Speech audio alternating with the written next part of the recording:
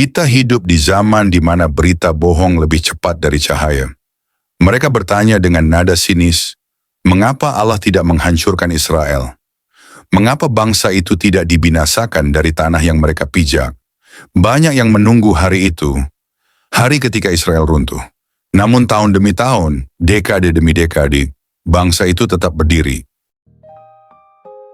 Abdul Somad Batubara atau lebih dikenal sebagai Ustaz Abdul Somad atau singkatannya UAS.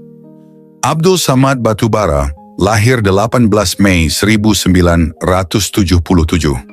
Adalah seorang dai atau pendakwah agama Islam dari Indonesia dengan fokus dalam bidang ilmu hadis dan fikih. Ia merupakan pimpinan Yayasan Pendidikan Hajah Rohana Berbagi Sumatera Utara, pendiri Yayasan Pendidikan Hajah Rohana Riau. Dalam dakwahnya ia mempertanyakan, mengapa Israel tidak dihancurkan oleh Allah? Syekh Abdul Karim Al-Maqdisi menangis saat menceritakan kisah ini kepada Syekh Abdur. Dengan air mata yang mengalir, beliau berkata, "Sekarang aku menceritakan ini kepada kalian dengan hati yang penuh kepedihan. Kaum Samud telah binasa, mereka mati dalam kehancuran. Lalu mengapa yang terlaknat ini masih hidup?" Pertanyaan ini pernah aku tanyakan kepada guruku di Al-Azhar, Syekh Muhammad Jibril. Mengapa Allah tidak membinasakan Israel? Mengapa Allah tidak menghancurkan mereka di tanah Palestina?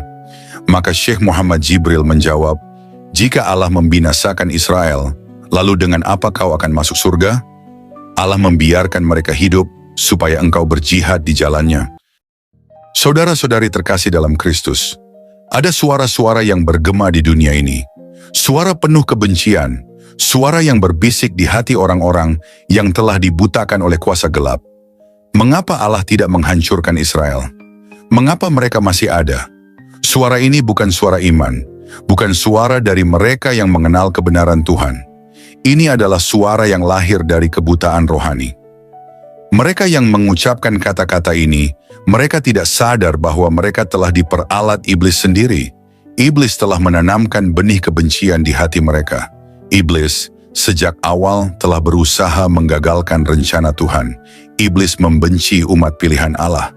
Dari generasi ke generasi kebencian terhadap Israel terus diwariskan. Siapakah mereka yang menolak Israel? Siapakah mereka yang ingin melihat kehancuran Israel? Mereka itu adalah keturunan Amalek.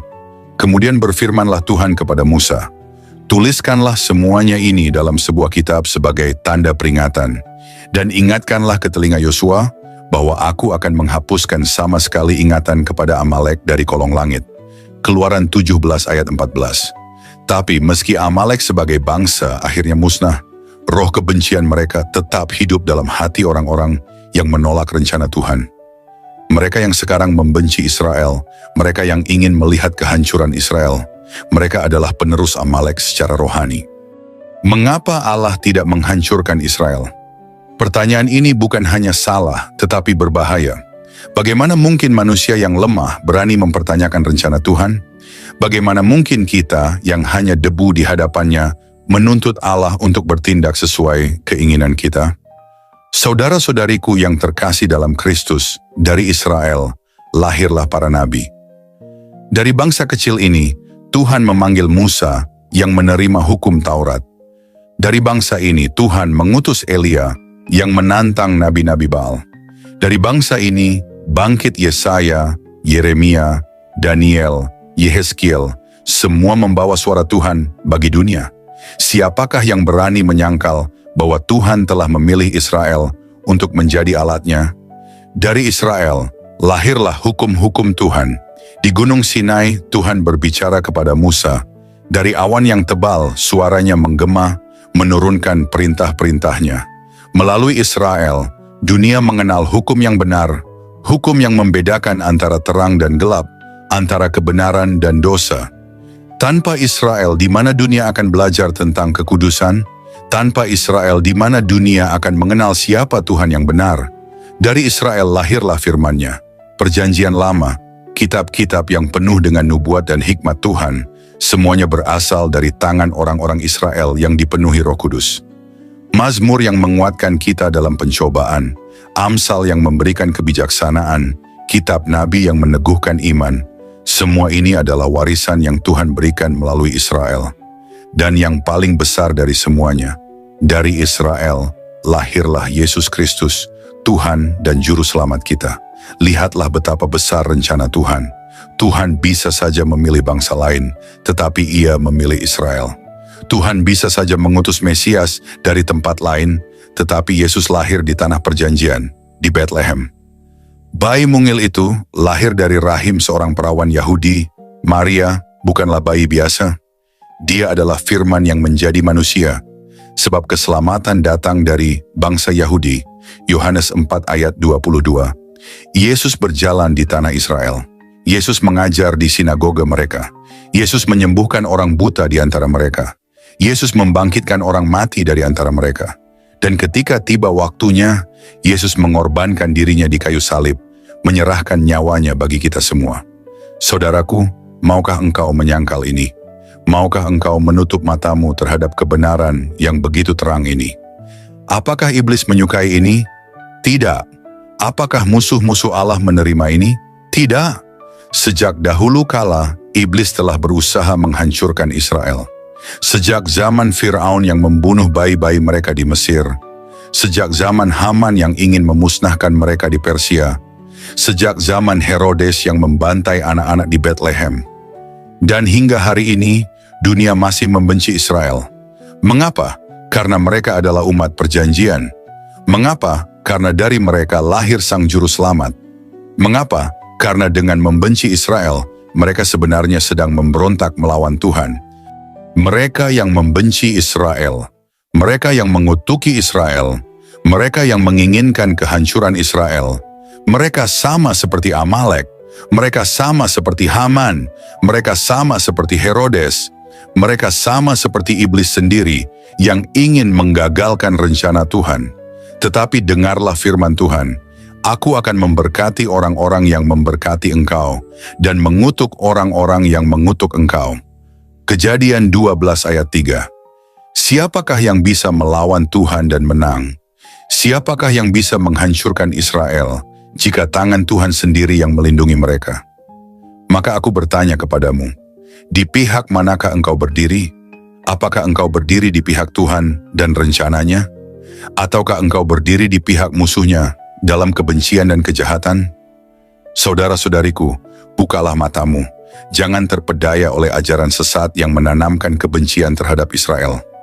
Jangan biarkan iblis memperdayamu dengan kebohongan dan kedengkian. Sebagai pengikut Kristus, kita dipanggil untuk mengasihi Israel karena dari mereka datang keselamatan. Sebagai orang percaya, kita harus berdoa bagi mereka karena Tuhan belum selesai dengan Israel. Sebab firman Tuhan berkata, demi kasihku kepadamu, demi kasihku kepada Sion, aku tidak akan tinggal diam. Yesaya 62 ayat 1. Maka marilah kita berseru, Tuhan memberkati Israel, Tuhan menggenapi janjinya. Tuhan Yesus adalah Raja atas segala raja. Haleluya. Amin.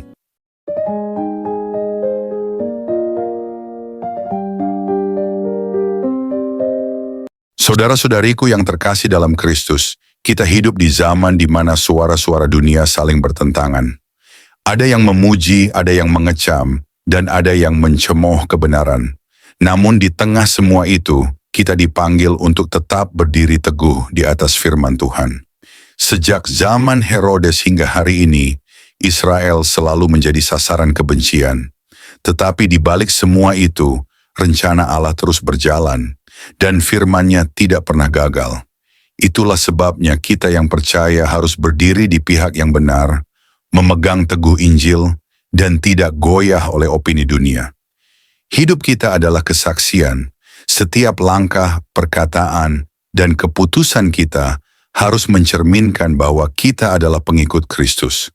Kita tidak dipanggil untuk bersembunyi, melainkan untuk menjadi terang di tengah kegelapan, membawa kabar baik ke tempat-tempat yang belum mendengarnya, dan menunjukkan bahwa kasih serta kebenaran Tuhan lebih kuat daripada kebencian dunia. Dan ingatlah, kemenangan kita tidak datang dari kekuatan manusia, tetapi dari Yesus Kristus yang telah menebus kita. Selama kita berpaut kepadanya, Tidak ada kuasa apapun yang dapat memisahkan kita dari kasih Allah. Hari ini kita telah merenungkan kebenaran yang luar biasa. Kita telah melihat bagaimana tangan Tuhan senantiasa bekerja dalam sejarah umatnya, bagaimana kasih setianya tidak pernah gagal, dan bagaimana janjinya kepada Israel tetap teguh untuk selama-lamanya. Dunia boleh saja menolak, dunia boleh saja membenci, tetapi firman Tuhan tidak akan berubah. Dunia boleh menutup mata terhadap kebenaran, tetapi Tuhan tetap setia kepada umatnya. Hari ini kita dipanggil untuk berdiri di pihak Tuhan, bukan di pihak kebencian, bukan di pihak dunia, tetapi di pihak kebenaran. Maka biarlah hati kita tetap melekat kepada Tuhan. Biarlah roh kita tetap berpegang teguh pada janjinya. Biarlah hidup kita menjadi kesaksian tentang kasih dan kebenaran Kristus bagi dunia. Ketika kita berjalan di dunia yang penuh tipu daya ini, marilah kita tetap berpegang pada firman Tuhan. Ketika kita mendengar suara-suara yang menyesatkan, marilah kita tetap berpegang pada kebenaran yang sejati. Ketika dunia mencoba mengguncangkan iman kita, marilah kita tetap teguh, sebab Tuhan tidak pernah gagal, tidak pernah terlambat, dan tidak pernah mengingkari janjinya. Tetapi orang-orang yang menanti-nantikan Tuhan mendapat kekuatan baru. Mereka seumpama Raja Wali yang naik terbang dengan kekuatan sayapnya. Mereka berlari dan tidak menjadi lesu, mereka berjalan dan tidak menjadi lelah. Yesaya 40 ayat 31. Maka pergilah dengan iman yang teguh, pergilah dengan hati yang menyala-nyala untuk Tuhan. Bawalah terang Kristus ke dunia yang gelap ini. Tuhan Yesus memberkati kita semua, sekarang dan selama-lamanya. Haleluya. Amin.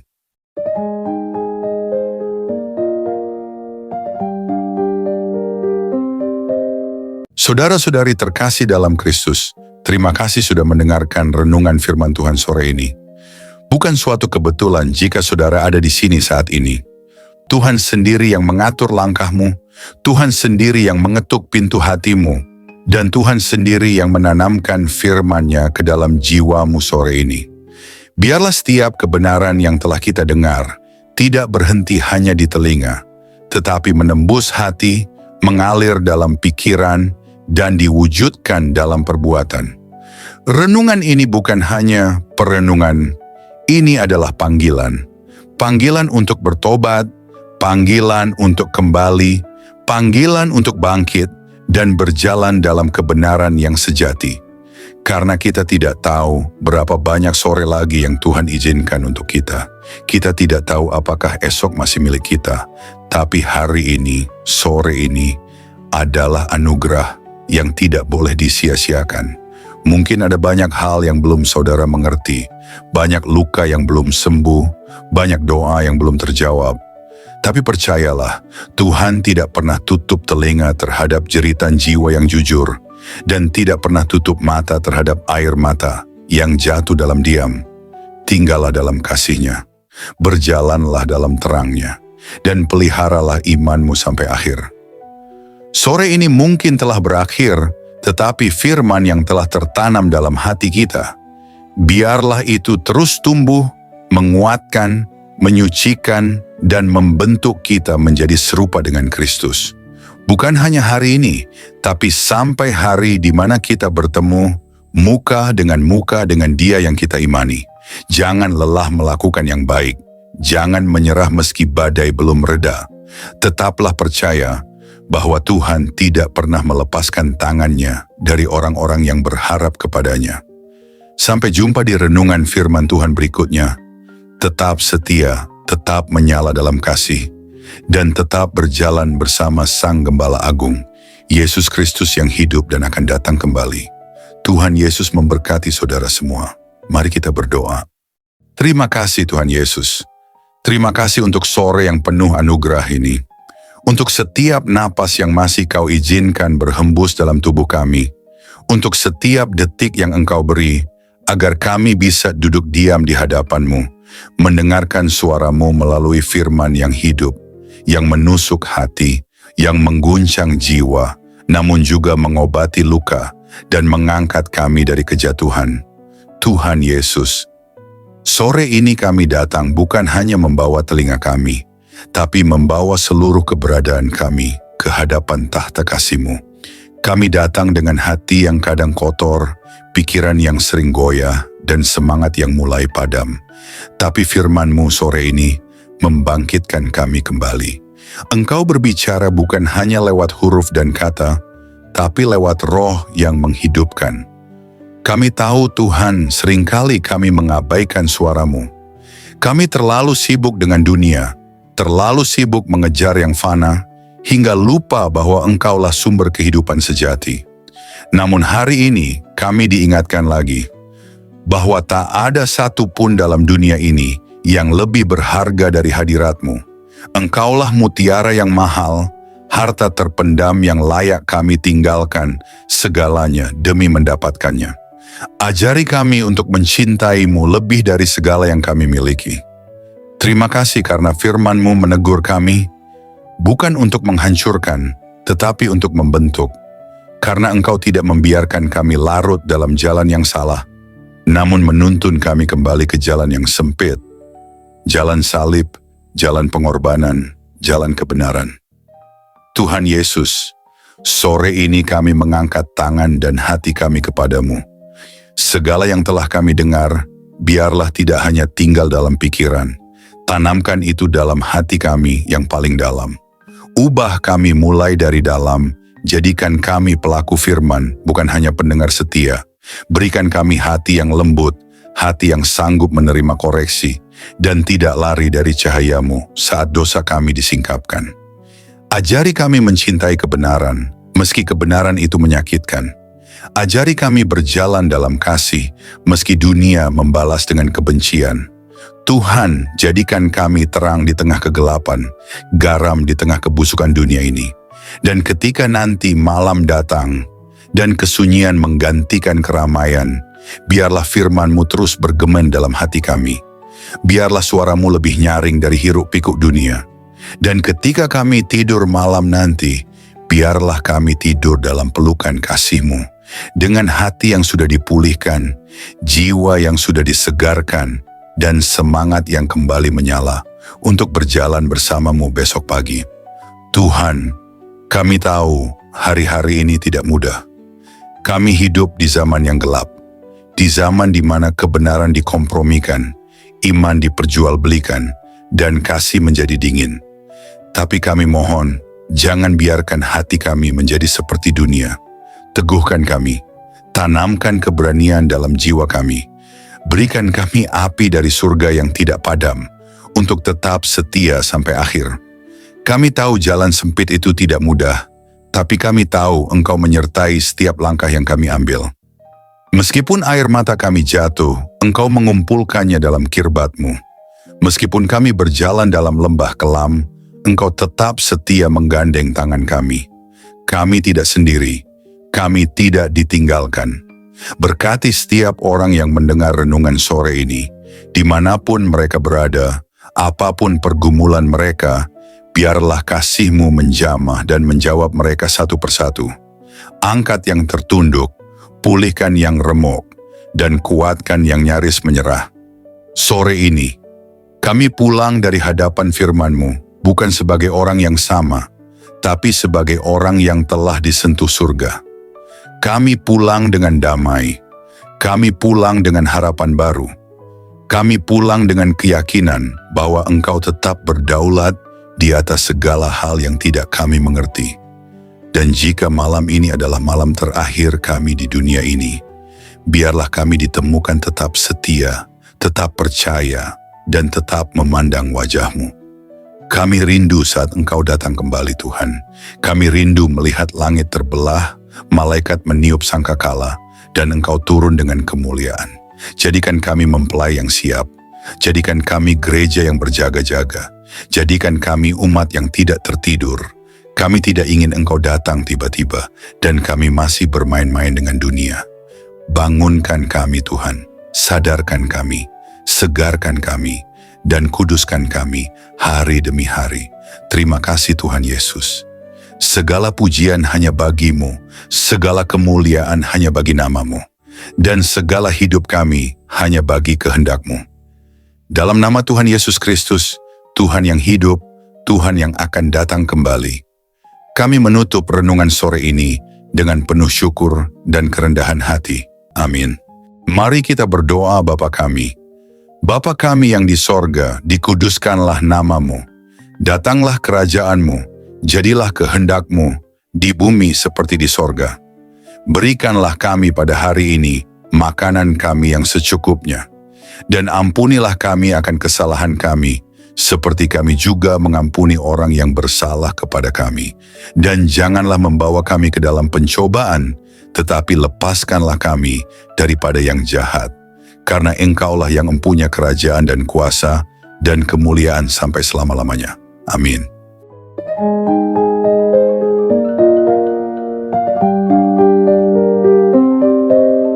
Saudara-saudari terkasih dalam Kristus, terima kasih banyak atas kesetiaan saudara-saudari mengikuti renungan firman Tuhan sore ini sampai selesai. Semoga setiap firman yang telah kita dengar, setiap pesan yang telah menyentuh hati, dan setiap doa yang telah kita panjatkan bersama, sungguh-sungguh menjadi kekuatan dan penghiburan bagi hidup saudara di hari-hari yang penuh tantangan ini. Kiranya firman Tuhan hari ini menanamkan keberanian dan keyakinan dalam hati kita semua, bahwa tidak ada keadaan yang luput dari kuasa Allah.